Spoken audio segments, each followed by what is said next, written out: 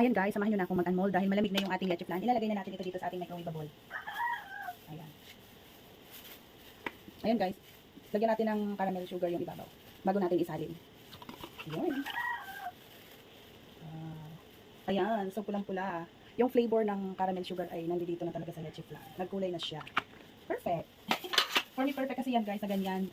Pansinin nyo ha, hindi palaging walang butas yan. Pero sa gilid lang po yan. Kapag chinek na yung gitna niyan guys, ay smooth yan. Dahil low cook talaga yan. O, tingnan nyo guys, stable na siya. Ayan. Kaya hindi dapat natin aalisin agad sa llanera yung leche flan para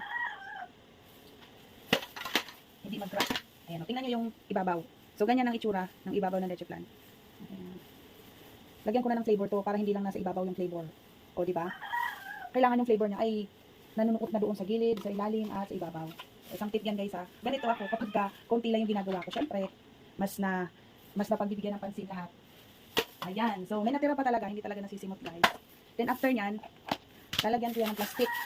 Ayan ha. Kahit na, pang konsumo lang to guys, mas gusto ko lagyan ng plastic ang ibabaw. Ayan. So, wala pa akong link ng plastic na to guys ha. Maglagay na lang ako sa susunod na mga video. Basta ang size nito is 4x6 at yung makapal na plastic. Yung tinatawag na PP. Kasi yung PE, manipis. Okay? So, yun lang. Tingnan nyo guys ha, napakapula. O, diba? Ang smooth at walang crack. Yun lang naman ang problema natin guys, yung may crack. Kasi nga, undercook at saka mainit. Magkaiba po ang undercook at saka mainit na in-unmold. Si undercook kasi kapag nag-crack yan, makikita nyo sa gitna niyan, malambot talaga. So, si mainit naman na in-unmold nyo guys, ano siya, yung set na siya pero may crack talaga. So, huwag nyo mamadaliin. Dahil nga, ang leche flan ay tiyagaan ang paggawa. Tiyaga lang. Yan. So, yun lang po ang share ko.